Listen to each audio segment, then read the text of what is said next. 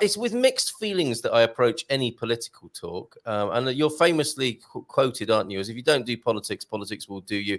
In a way, it's good to have a little bit of an inkling or an idea of what's going on. And in many ways, there's no escaping the political action around the world this year. I believe you may have a word or two to offer about the recent or the upcoming French election. Has it been triggered? And that's as a result of the European election. So what went on with the European elections, Doc?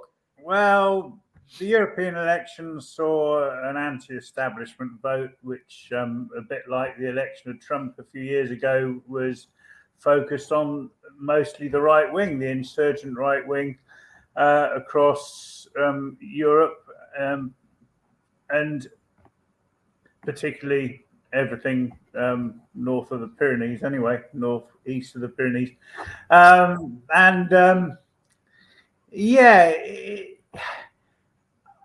I mean, it's not because everyone suddenly feels the right thing to do is to elect a bunch of proto-fascist, anti-immigration politicians, but the mass of Europe are suffering, and no one else is giving them any potential answers. The traditional social democrats and the socialists have not been particularly forthcoming with solutions, and so, as happens always historically, going right back to the beginning of the last century, the working class, as I shall call it, and some will call me a dinosaur for using such terms, the working class get seduced by the idea that if we can elect a government that will suppress the minority, then the majority will come out better economically, without actually looking at what the economic policies of the right wing will do. And the reason the French elections were snap called by Macron, because Marine Le Pen, daughter of that horrible, I've forgotten his first name, Le Pen of the French National Front.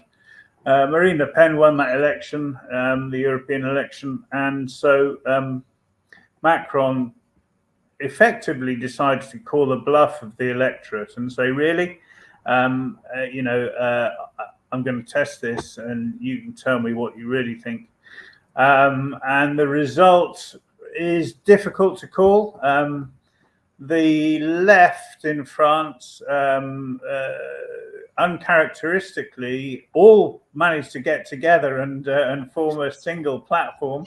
What? Which is good. That is a lesson to lefties the world over, isn't it? Because you hear about the Judean Popular Front. No, people sort of Judea and blah blah blah. Yes. All that old story. Also, the sort of lefty organisation, as it's characterised sometimes in the UK, is like the circular firing squad. And it gets a little bit insular, and they're having their own infighting, aren't they, without thinking about the big picture sometimes. We have a saying amongst the left in the UK that the left will eat itself. Yes. And you're meant to be eating the rich. You're meant to be eating the rich, not each other. Well, in defence, many on the left will say, well, it's because we on the left have principles, whereas those on the right don't. Oh. And so the left fracture over principles. That's also, I think, what gives you the reputation for having the moral high ground. Absolutely, you had a well-deserved reputation. So that's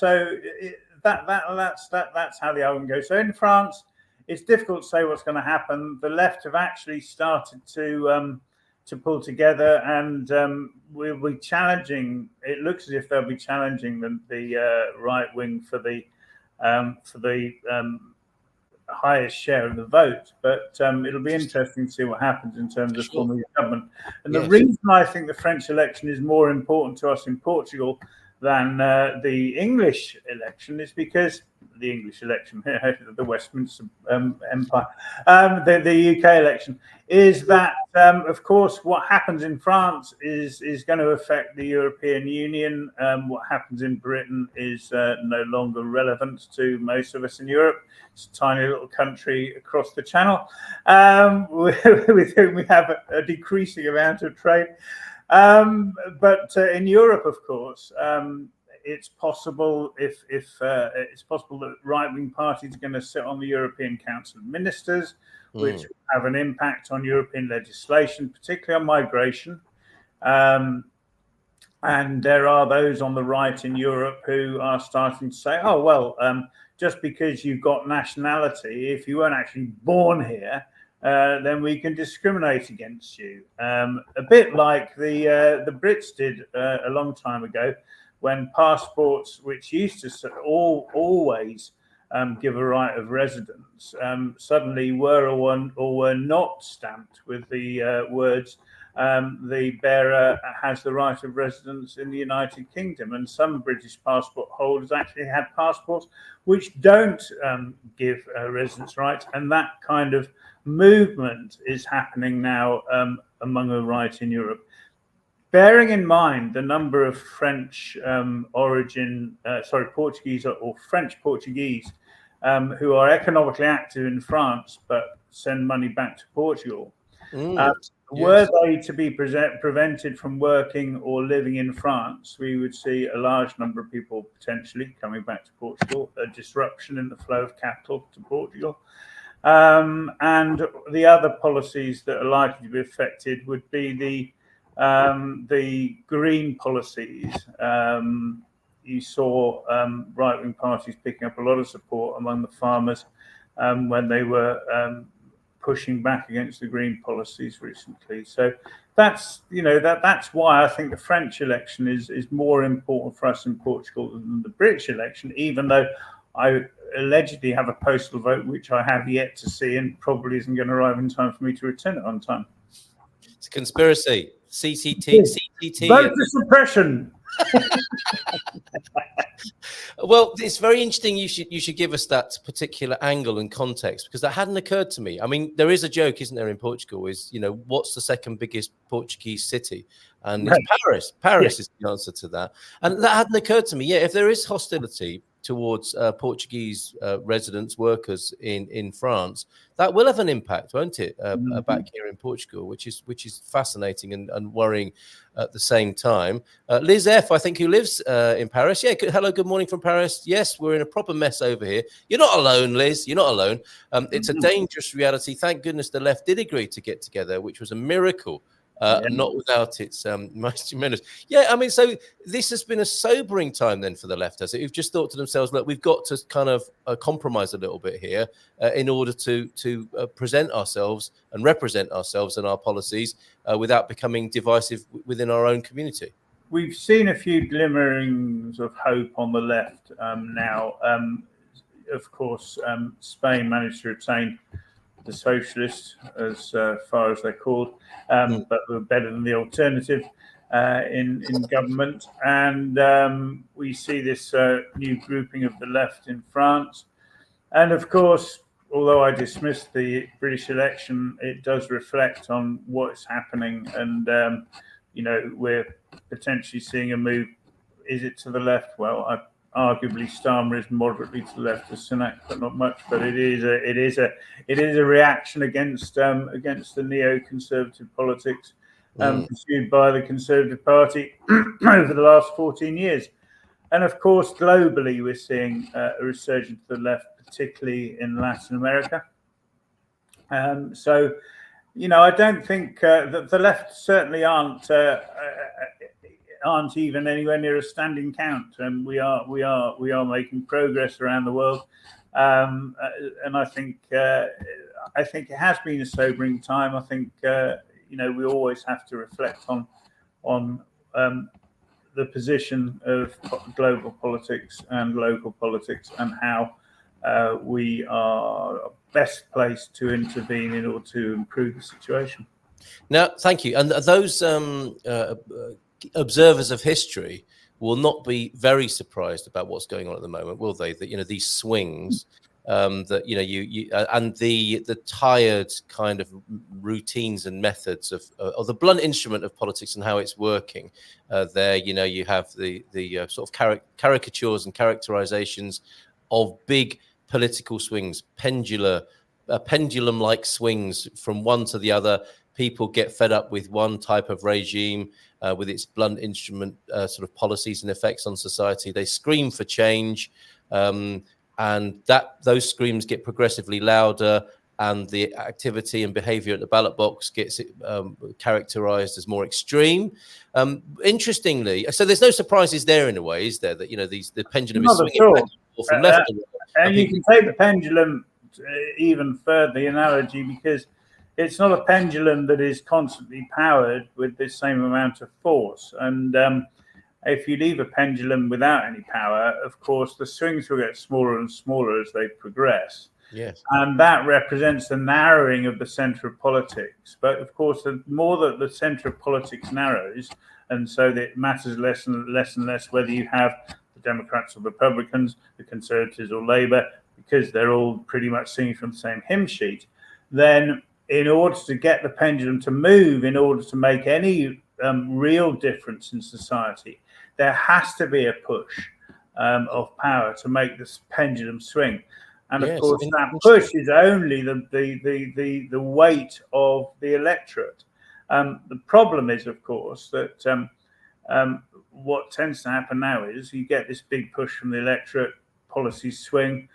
The electorate see no real difference because actually the party that was promising them sells out or gets undermined, and then the engagement in politics drops and the pendulum goes back to getting smaller and smaller in terms of its swing until the next big push, and that's how it goes.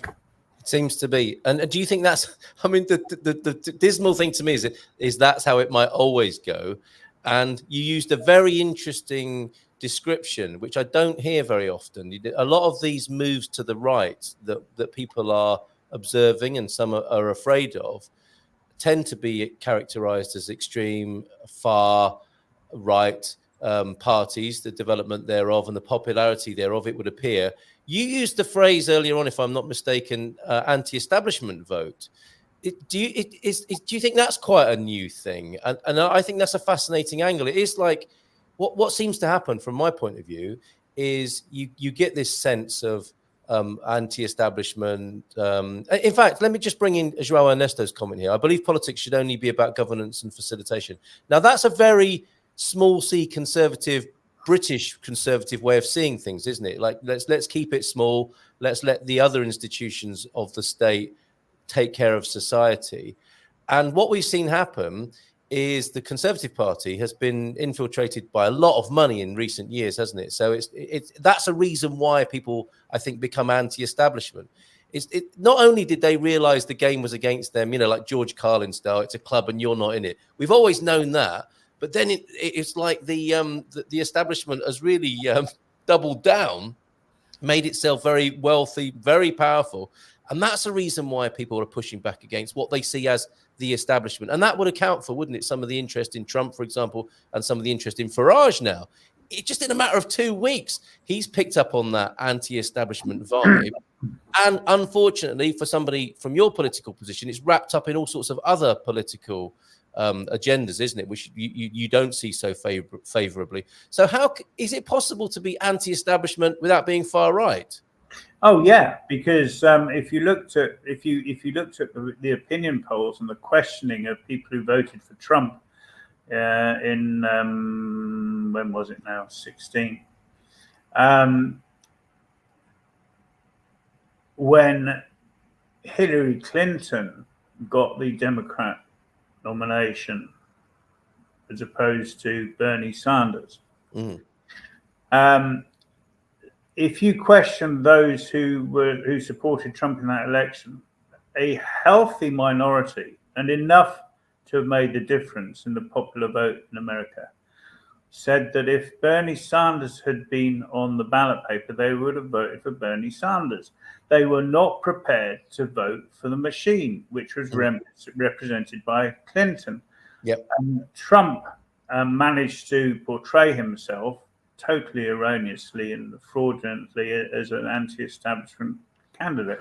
He wasn't anti-establishment in as much as he wasn't anti the power of the military-industrial capitalist complex. He was anti-establishment in as much as he wanted a small state with minimal intervention in personal freedom. And going back to what Zhao said, it's all very well saying you want it to be about governance and facilitation, but you've got to have some way of making a decision about policy. How do you decide how much social housing you're going to provide? How do you say how much social healthcare you're going to provide? How do you say who you're going to be friends with internationally, etc., etc.? And that governance and facilitation only is a very right-wing libertarian concept, because it basically says we're going to leave it to the market and to personal charity. And the market and personal charity is what failed in the 30s and what led to the social democratic contract in Western Europe, which said, okay, we're going to provide these things socially. We're going to provide healthcare, education, housing. We're going to do that in a kind of a development of the mutual fund approach of the 19th century. We're going to look after each other, but we're going to do that through the mechanics of government. And it was only when the profitability of capital started to decline in the 70s that capitalism said, oh, no, you're not, because we want to maintain our lifestyle.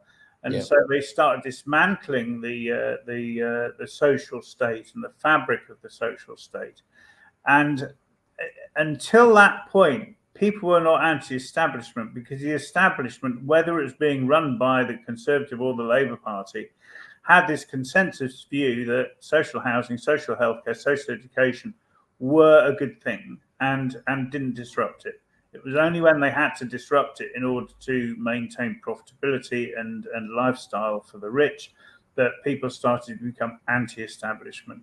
And therein lies the great issue of our times, I guess, in many ways, right? Because the people who would lean in your direction and think that the state is well positioned or should be in a position to oversee and make decisions on these things, successive people doing and trying that have slid, have they not, into the dazzling lights of more capitalistic approaches and been seduced away from that. Well, yeah, I can hear what you're putting there as a noble view for the care of our fellow beings, and the seduction takes place, doesn't it, where it becomes a little bit more self-interested and less for the common good. And that, I think that it really does epitomise the big issue of politics at the moment. I mean, you can see Wes Streeting, for example, who is going to be who potentially is going to be health minister, has taken huge amounts of funding from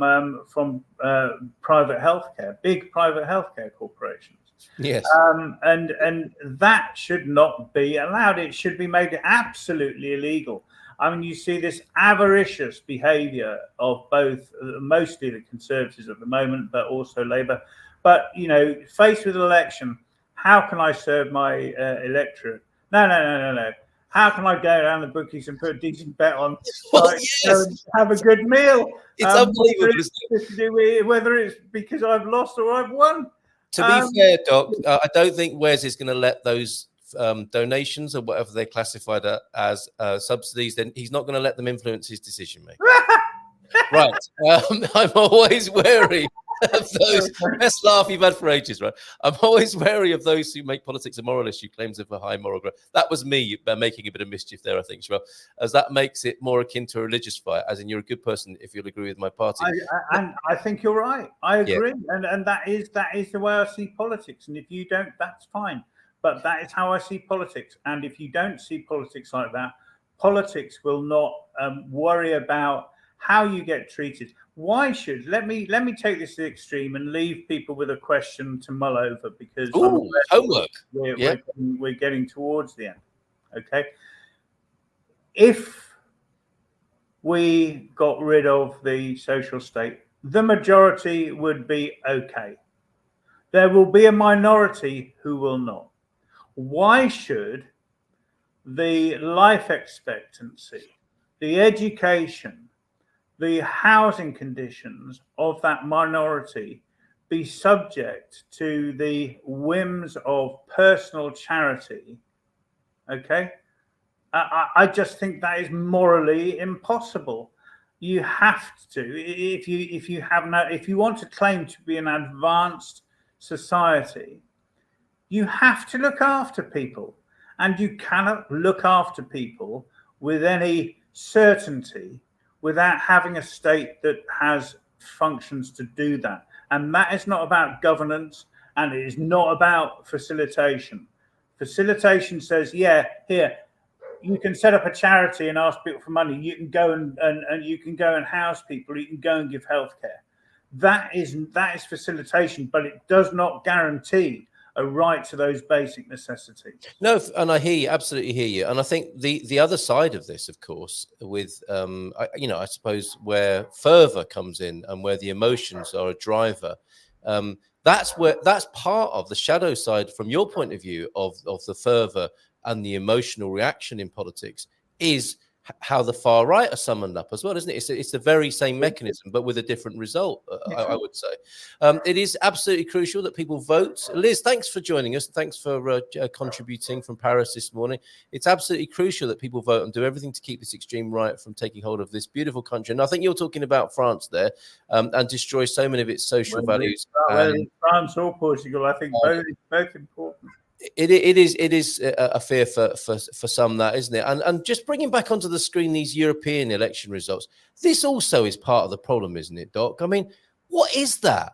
When people look at this, do they understand it? Can you get a sense of how influential, powerful, and useful the European Parliament is when it's these are the seats? And as I understand it, I saw some coalitions, a list of coalitions the other day, and it's like, left-handed socialists who share a view on X policy. They're another group, and then there's 37 other groups that are sub niches of that. This sort of thing turns people off politics, doesn't it? I think. Is there any way of simplifying this and making it more obvious to people so that they don't just have this emotional reaction of, I can't be doing with this. I need someone who speaks like plain language. Oh, yes. And we know who those people are, don't we? Yeah, I think it's difficult because we now have 27 countries. They all rightly have their own political traditions, and they all rightly have the ability to have separate parties. And I think there's only one country there's only one political party in Europe that spans two countries, and that's Sinn Féin. Sinn Féin are active in both the south and the north of Ireland. Wow. But there is no other unitary political party that spans across borders. And so, and in fact, in some countries of Europe, you have such cultural diversity that it's difficult to get a unitary political party, even as socialists. So, for example, in Belgium, you have the Walloon-speaking and the Flemish-speaking communities, and the socialists in the two sides have two different parties. In Spain, they have big regional differences, particularly Catalonia and the Basque Country. And so they have separate parties. And then, so you've got those different considerations. I think in terms of trying to understand where the European Parliament is, it would be much more helpful if we didn't have so many different coalitions. And there was a time where there were only 4 or 5. But when you expand the super state to 27 countries, and you start dealing with fractured politics, as we've seen over the last 20 years, it's absolutely understandable this happens. The only way you can simplify it is either to encourage the development of political parties across national boundaries, and I would be, as an internationalist, of course, very much in favour of that, and you would start potentially to see simplification. But the regionalists would cry, "Oh my goodness, no, we're going to lose our identity," which of course is also potentially going to happen. The need to the rights of national minorities in the Soviet Union. I'll go back to my to what was the great socialist experiment in the first few years of the Soviet Union. I'm talking pre-Stalin. But the rights of national minorities were very much discussed in the Communist Party, and how to protect those rights, but to maintain a single party event ended up, but even before it ended up as a single party system, a unitary approach to politics, which didn't favour fracture, but still allowed cultural rights and representation. That sounds beautiful, doesn't it? And this is a nuance that's often forgotten in the tropic world of politics and the pejorative. Quick to the pejoratives, aren't we, in politics these days? And the time to discuss such things and to not be. I don't know. I guess it's what Joao's talking about here, and I know you at a human level, you're both great humanitarians, and then there's the political level on top of that, isn't there? I agree with the need to provide basic necessities as well. It is a matter of practicality and an effective society. I don't agree that it should be framed as a good versus evil thing. And Liz, finally then, before we go to a couple of palate cleansing memes, yes, talking about France, the next 2 weeks, voting 30th of June and 7th of July, will probably set off unprecedented turmoil, but keeping faith in humanity over it. Well, let's see, because I mean, this is of course is the fear now, isn't it, of tinderbox politics at the moment, is that a civil unrest and all sorts of difficulties will ensue as a result of this. Perhaps we need to talk about the opposite occurring, is that we might come to our senses as a result of the turmoil. That can happen sometimes as well, can't it? If you can't afford health insurance, it's a reason to want change in the US. Well, thank you, Mr. S, for your comments. To you, Joao F, and to Liz F, for respectfully sharing your views. Much appreciated.